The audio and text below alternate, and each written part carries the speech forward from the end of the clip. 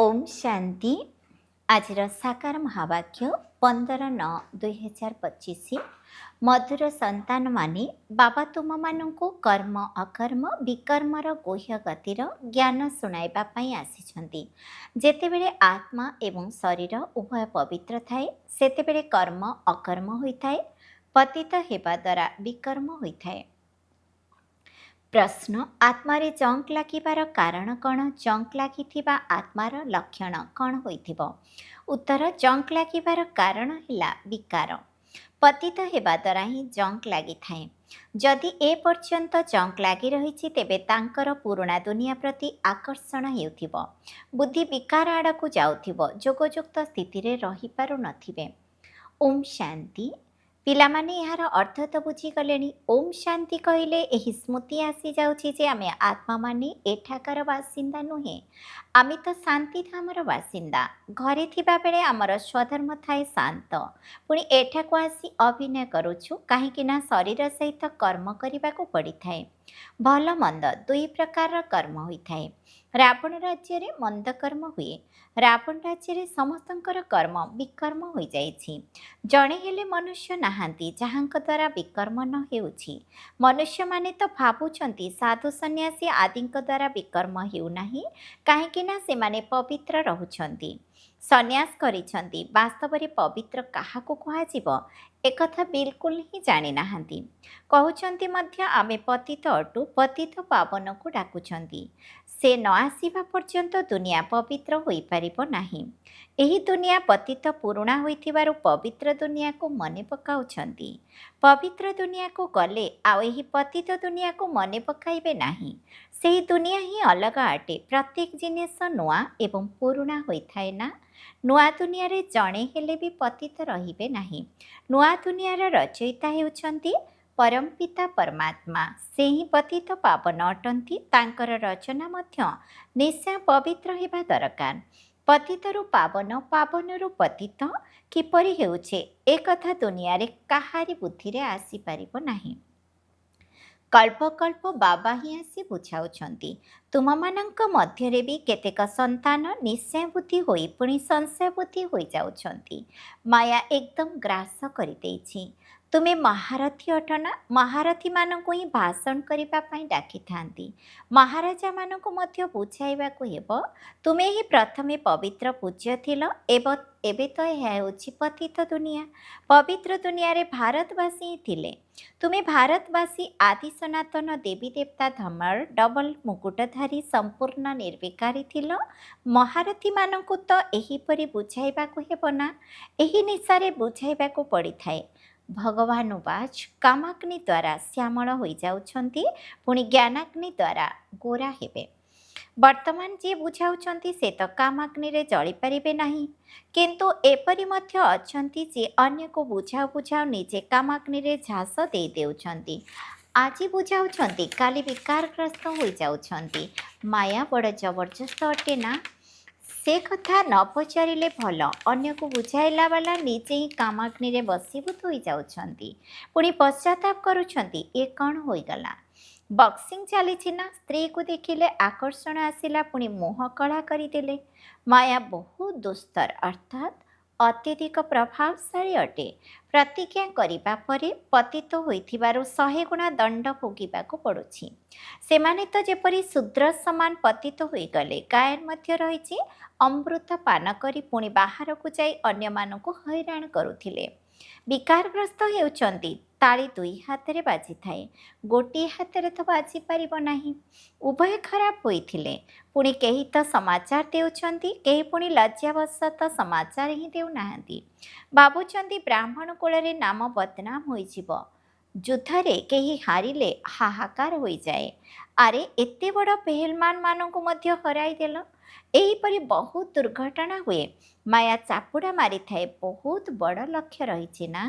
ଏବେ ତୁମେ ପିଲାମାନେ ବୁଝାଉଛ ଯେ ଯେଉଁମାନେ ସତୁ ପ୍ରଧାନ ଗୋରା ଥିଲେ ସେଇମାନେ କାମଚିତାରେ ବସି କଳା ତମ ପ୍ରଧାନ ହୋଇଯାଇଛନ୍ତି। ରାମକୁ ମଧ୍ୟ କଳା କରିଦେଇଛନ୍ତି। ବହୁତଙ୍କ ଚିତ୍ର ତ କଳା କରିଦେଇଛନ୍ତି, କିନ୍ତୁ ମୁଖ୍ୟଙ୍କ କଥା ବୁଝାଯାଇଛି। ଏଠାରେ ମଧ୍ୟ ରାମଚନ୍ଦ୍ରଙ୍କର କଳା ଚିତ୍ର ରହିଛି। ସେମାନଙ୍କୁ ପଚାରିବା ଦରକାର କଳା କାହିଁକି କରିଛନ୍ତି। କହିବେ ଏହା ତ ଈଶ୍ୱରଙ୍କର ଭାବି। ଏହିପରି ପ୍ରଚଳିତ ରହିଛି। କାହିଁକି ହେଉଛି କ'ଣ ହେଉଛି ଏକଥା କିଛି ହେଲେ ଜାଣିନାହାନ୍ତି। ଏବେ ତୁମକୁ ବାବା ବୁଝାଉଛନ୍ତି କାମଚିତା ଉପରେ ବସିବା ଦ୍ୱାରା ପତିତ ଦୁଃଖୀ ହୋଇଗଲ। ଗୋଟିଏ ପେନିର ଅର୍ଥାତ୍ ପାଇ ପଇସାର ବି ମୂଲ୍ୟ ରହିଲା ନାହିଁ। ବାବା ହେଉଛନ୍ତି ନିର୍ବିକାରୀ ଦୁନିଆର ମାଲିକ, ଏହା ହେଲା ବିକାରୀ ଦୁନିଆ। ତେଣୁ ଏପରି ଭାବରେ ବୁଝାଇବା ଦରକାର। ଏମାନେ ସୂର୍ଯ୍ୟବଂଶୀ, ଏମାନେ ଚନ୍ଦ୍ରବଂଶୀ, ପୁଣି ବୈଶ୍ୟବଂଶୀ ହେବାକୁ ହିଁ ପଡ଼ିବ। ବାମ ମାର୍ଗରେ ଯିବା ଦ୍ୱାରା ସେମାନଙ୍କୁ ଦେବତା ବୋଲି କୁହାଯାଇପାରିବ ନାହିଁ। ଜଗନ୍ନାଥଙ୍କ ମନ୍ଦିର ଉପରେ ଦେବତାମାନଙ୍କର କୂଳ ଦର୍ଶାଯାଇଛି। ପୋଷାକ ଦେବତାମାନଙ୍କର ପରି ରହିଛି, କିନ୍ତୁ ଚଳଣି ବହୁତ ଖରାପ ଦର୍ଶାଯାଇଛି। ବାବା ଯେଉଁ କଥା ଉପରେ ଧ୍ୟାନ ଆକର୍ଷଣ କରୁଛନ୍ତି ସେଥିପ୍ରତି ଧ୍ୟାନ ଦେବା ଦରକାର। ମନ୍ଦିରରେ ବହୁତ ସେବା ହୋଇପାରିବ। ସ୍ନାନଦ୍ୱାରରେ ମଧ୍ୟ ବୁଝାଇ ପାରିବ। ପଚାରିବା ଦରକାର ଯେ ଏହାଙ୍କୁ କଳା କାହିଁକି କରିଛନ୍ତି। ଏକଥା ବୁଝାଇବା ତ ବହୁତ ଭଲ। ତାହା ହେଲେ ସ୍ୱର୍ଣ୍ଣିମ ଯୁଗ, ଏହା ଲୌହ ଯୁଗ। ଜଙ୍କ୍ ଲାଗିଯାଇଛି ନା। ଏବେ ତୁମର ଜଙ୍କ୍ ସଫା ହେଉଛି। ଯେଉଁମାନେ ମନେ ହିଁ ପକାଉନାହାନ୍ତି ତାଙ୍କର ଜଙ୍କ୍ ମଧ୍ୟ ସଫା ହେଉନାହିଁ।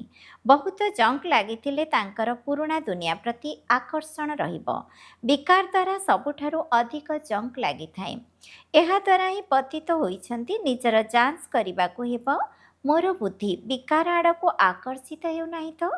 ଭଲ ଭଲ ଫାଷ୍ଟ କ୍ଲାସ୍ ପିଲାମାନେ ମଧ୍ୟ ଫେଲ୍ ହୋଇଯାଉଛନ୍ତି। ଏବେ ତୁମକୁ ଏହି ଜ୍ଞାନ ମିଳିଛି। ମୁଖ୍ୟ କଥା ହେଉଛି ପବିତ୍ରତା। ଆରମ୍ଭରୁ ନେଇ ଏହା ଉପରେ ହିଁ ଝଗଡ଼ା ହୋଇ ଆସୁଛି। ବାବା ହିଁ ଏହି ଯୁକ୍ତି ରଚନା କରୁଛନ୍ତି। ସମସ୍ତେ କହୁଥିଲେ ଆମେ ଜ୍ଞାନ ଅମୃତ ପିଇବାକୁ ଯାଉଛୁ। ଜ୍ଞାନସାଗରଙ୍କ ପାଖରେ ହିଁ ଜ୍ଞାନ ଅମୃତ ରହିଛି। ଶାସ୍ତ୍ର ପଢ଼ିବା ଦ୍ୱାରା ତ କେହି ପତିତରୁ ପବିତ୍ର ହୋଇପାରିବେ ନାହିଁ। ପବିତ୍ର ହୋଇ ପୁଣି ପବିତ୍ର ଦୁନିଆକୁ ଯିବାକୁ ହେବ। ଏଠାରେ ପବିତ୍ର ହୋଇ ପୁଣି କୁଆଡ଼େ ଯିବେ। ଲୋକେ ଭାବୁଛନ୍ତି ଅମୁକ ମୋକ୍ଷ ପାଇଗଲା। ତାଙ୍କୁ କ'ଣ ଜଣା ଯଦି ମୋକ୍ଷ ପ୍ରାପ୍ତ କଲେ ତେବେ ତାଙ୍କର କ୍ରିୟାକର୍ମ ମଧ୍ୟ କରିବାର ଆବଶ୍ୟକତା ନାହିଁ। ଏଠାରେ ଦୀପ ଆଦି ଜଳାଉଛନ୍ତି ଯେପରି ତାଙ୍କୁ କୌଣସି ଅସୁବିଧା ନ ହେଉ। ଅନ୍ଧାରରେ ଧକ୍କା ନ ଖାଆନ୍ତୁ।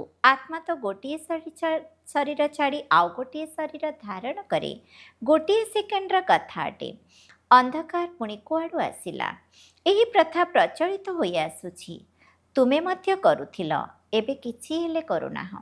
ତୁମେ ଜାଣିଛ ଶରୀର ତ ମାଟି ହୋଇଗଲା। ସେଠାରେ ଏପରି ରୀତିନୀତି ରହିବ ନାହିଁ। ଆଜିକାଲି ରୀତିସିଦ୍ଧି କଥାରେ କିଛି ମୂଲ୍ୟ ହିଁ ନାହିଁ।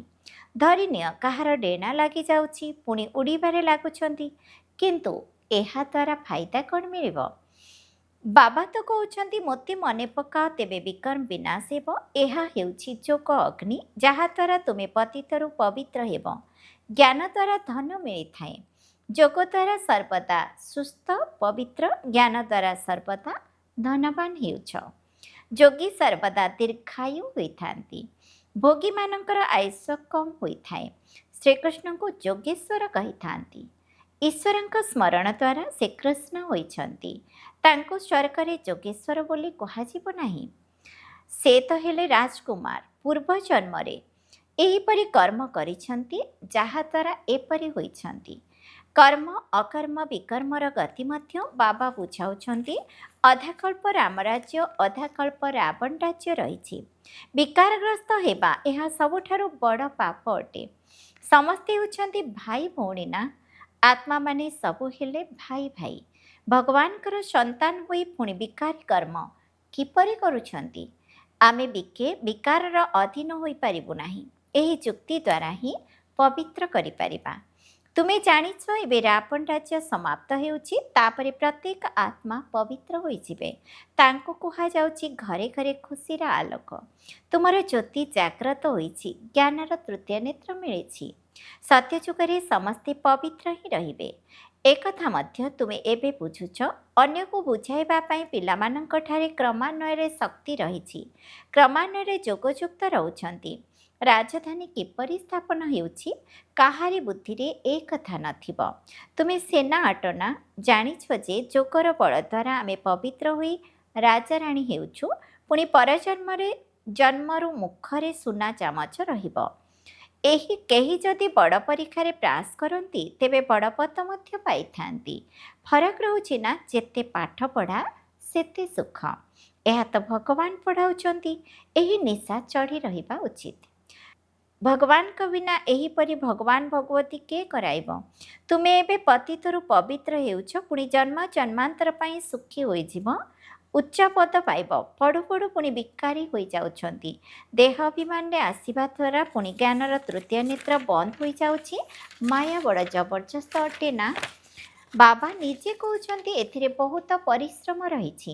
ମୁଁ କେତେ ପରିଶ୍ରମ କରୁଛି ବ୍ରହ୍ମାଙ୍କ ଶରୀରରେ ଆସି, କିନ୍ତୁ ବୁଝିଲା ପରେ ମଧ୍ୟ କହିଦେଉଛନ୍ତି ଏମିତି କ'ଣ ହୋଇପାରିବ ଯେ ଶିବ ବାବା ଆସି ପଢ଼ାଉଛନ୍ତି, ଆମେ ମାନିବୁ ନାହିଁ। ଏସବୁ ଚାଲାକି କଥା। ଏପରି ମଧ୍ୟ କହିଦେଉଛନ୍ତି ରାଜତ୍ୱ ତ ସ୍ଥାପନା ହୋଇ ହିଁ ଯିବ। କହନ୍ତି ନା ସତ୍ୟର ନୌକା ହଲିବ କିନ୍ତୁ ବୁଡ଼ିବ ନାହିଁ। କେତେ ବିଘ୍ନ ପଡ଼ୁଛି। ଆଚ୍ଛା, ମିଠା ମିଠା ଶିଖିଲ ଦେ ସନ୍ତାନମାନଙ୍କ ପ୍ରତି ମାତା ପିତା ବାପଦାଦାଙ୍କର ମଧୁର ସ୍ନେହ ସମ୍ପନ୍ନ ଶୁଭେଚ୍ଛା ଏବଂ ସୁପ୍ରଭାତ। ଆତ୍ମିକ ପିତାଙ୍କର ଆତ୍ମିକ ସନ୍ତାନମାନଙ୍କୁ ନମସ୍ତେ। ଆମ ଆତ୍ମିକ ସନ୍ତାନମାନଙ୍କର ଆତ୍ମିକ ପିତାଙ୍କୁ ନମସ୍ତେ ନମସ୍ତେ ନମସ୍ତେ। ଧାରଣା ପାଇଁ ମୁଖ୍ୟ ସାରାଂଶ 1 ନମ୍ବର, ଯୋଗର ଅଗ୍ନି ଦ୍ୱାରା ବିକାରର କଳଙ୍କିକୁ ସଫା କରିବାକୁ ହେବ। ନିଜର ଯାଞ୍ଚ କରିବାକୁ ହେବ ଯେ ମୋର ବୁଦ୍ଧି ବିକାର ଆଡ଼କୁ ଯାଉନାହିଁ ତ। 2 ନମ୍ବର, ନିଶ୍ଚୟ ବୁଦ୍ଧି ହେବା ପରେ ପୁଣି କେବେ ବି କୌଣସି କଥାରେ ସଂଶୟ ଆଣିବା ଉଚିତ ନୁହେଁ। ବିକର୍ମରୁ ରକ୍ଷା ପାଇବା ପାଇଁ ଯେକୌଣସି କର୍ମ ନିଜର ସ୍ୱଧର୍ମରେ ସ୍ଥିତ ହୋଇ ବାବାଙ୍କର ସ୍ମୃତିରେ ରହି କରିବାକୁ ହେବ। ବରଦାନ, ଶ୍ରେଷ୍ଠ ପାଳନାର ବିଧି ଦ୍ୱାରା ବୃଦ୍ଧି କରୁଥିବା ସମସ୍ତଙ୍କର ଅଭିନନ୍ଦନର ପାତ୍ର ହୁଅ। ସଙ୍ଗମ ଯୁଗ ଅଭିନନ୍ଦନ ଆଧାରରେ ବୃଦ୍ଧି ପ୍ରାପ୍ତ କରିବାର ଯୁଗ ଅଟେ। ବାବାଙ୍କର ତଥା ପରିବାରର ଅଭିନନ୍ଦନ ଏବଂ ଆଶୀର୍ବାଦ ଆଧାରରେ ହିଁ ତୁମେ ପିଲାମାନେ ପାଳିତ ହେଉଛ। ଅଭିନନ୍ଦନ ଖୁସିରେ ନାଚୁଛ, ଗାଉଛ, ପାଳିତ ହେଉଛ ଏବଂ ଉଡ଼ି ଚାଲୁଛ। ତେବେ ଏହି ପାଳନା ମଧ୍ୟ ବିଚିତ୍ର ଅଟେ। ତୁମେ ପିଲାମାନେ ମଧ୍ୟ ଉଦାର ହୃଦୟରେ ଦୟାର ଭାବନାରେ ଦାତା ହୋଇ ସବୁ ସମୟରେ ପରସ୍ପରକୁ ବହୁତ ଭଲ କହି ଅଭିନନ୍ଦନ ଦେଇ ଚାଲ। ଏହା ହେଉଛି ପାଳନା ଦେବାର ଶ୍ରେଷ୍ଠ ବିଧି। ଯଦି ଏହି ବିଧି ଦ୍ୱାରା ସମସ୍ତଙ୍କୁ ପାଳନା ଦେଇ ଚାଲିବ ତେବେ ଅଭିନନ୍ଦନ ପାଇବାର ପାତ୍ର ହୋଇଯିବ। ସ୍ଲୋଗାନ, ନିଜର ସ୍ୱଭାବକୁ ସରଳ କରିଦେବା, ଏହା ହିଁ ହେଉଛି ସମାଧାନ ସ୍ୱରୂପ ହେବାର ସହଜ ବିଧି। ଅବ୍ୟକ୍ତ ଇଶାରା, ଏବେ ଲଗନ ଅଗ୍ନିକୁ ପ୍ରଜ୍ୱଳିତ କରି ଯୋଗକୁ ଜ୍ୱାଳା ରୂପ କର। ତୁମମାନଙ୍କ ପାଖରେ ପବିତ୍ରତାର ଯେଉଁ ମହାନ ଶକ୍ତି ରହିଛି, ସେହି ଶ୍ରେଷ୍ଠ ଶକ୍ତି ହିଁ ଅଗ୍ନିର କାମ କରୁଛି, ଯାହାକି ଗୋଟିଏ ସେକେଣ୍ଡ ଭିତରେ ବିଶ୍ୱରୂପୀ ଆବର୍ଜନାକୁ ଅର୍ଥାତ୍ ପୁରୁଣା ଦୁନିଆକୁ ଭସ୍ମ କରିପାରିବ। ଯେତେବେଳେ ଆତ୍ମା ପବିତ୍ରତାର ସମ୍ପୂର୍ଣ୍ଣ ସ୍ଥିତିରେ ସ୍ଥିତ ହୋଇଯାଏ, ସେହି ସ୍ଥିତିର ଶ୍ରେଷ୍ଠ ସଂକଳ୍ପ ଦ୍ୱାରା ଲଗନର ଅଗ୍ନି ପ୍ରଜ୍ୱଳିତ ହୋଇଯାଏ ଏବଂ ସାରା ଆବର୍ଜନା ଭସ୍ମ ହୋଇଯାଇଥାଏ। ବାସ୍ତବରେ ଏହା ହିଁ ହେଉଛି ଯୋଗର ଜ୍ୱାଳା। ଏବେ ତୁମେମାନେ ନିଜର ଏହି ଶ୍ରେଷ୍ଠ ଶକ୍ତିକୁ କାର୍ଯ୍ୟରେ ଲଗାଅ। ଓମ୍ ଶାନ୍ତି।